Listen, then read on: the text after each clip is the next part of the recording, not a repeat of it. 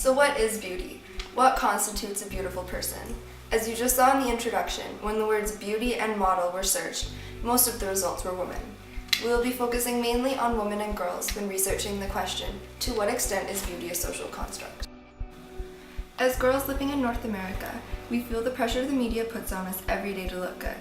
Billboards, magazines, celebrities, TV shows, advertisements, you can't get away from it.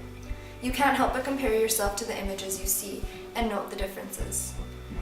Society promotes these visuals as ideal, as pretty, as beautiful.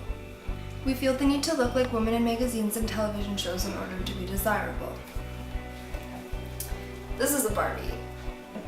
It's a pretty recognizable toy for girls across North America and the entire world, and girls play with them on a regular basis. In fact, according to the Mattel website, Barbie's manufacturer, 3 Barbie dolls are sold every second.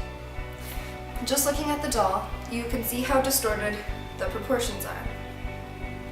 If you increase all the measurements of a standard Barbie doll and their proportions at equal rates, Barbie would stand 5 feet and 9 inches tall and weigh 110 pounds, which is significantly underweight for someone that size.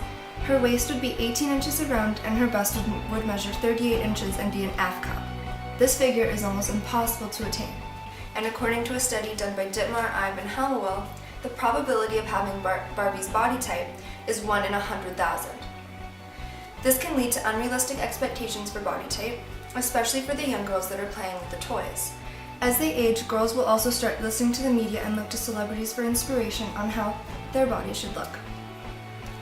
According to a 2002 study done by the Government of Canada, 1.5% of girls between the ages of 15 to 24 had an eating disorder such as anorexia nervosa and bulimia nervosa.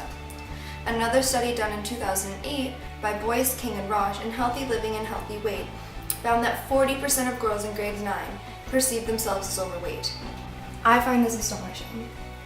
Almost half of 14 and 15-year-old girls in Canada think of themselves as fat. This has to stop. What makes them think this? I'd argue it's the media. Everywhere you turn, you are bombarded with this type of imagery, one where the women are thin as can be, have perfect skin, and symmetrical faces. We're taught to believe this is beautiful, where society is the teacher. The definition of beauty is a combination of qualities such as shape, color, or form that pleases the aesthetic senses, especially the sight. This is a pinup girl from the 1950s. She isn't a rake. She has a normal BMI or body mass index. Why can't this be considered beautiful today? Why can't this be the body type portrayed on billboards and ads on TV? Why can't this be considered desirable? There's no reason it can't, except that society thinks it knows better. Now this is all true in North America, but what about European countries, Asian countries, African countries?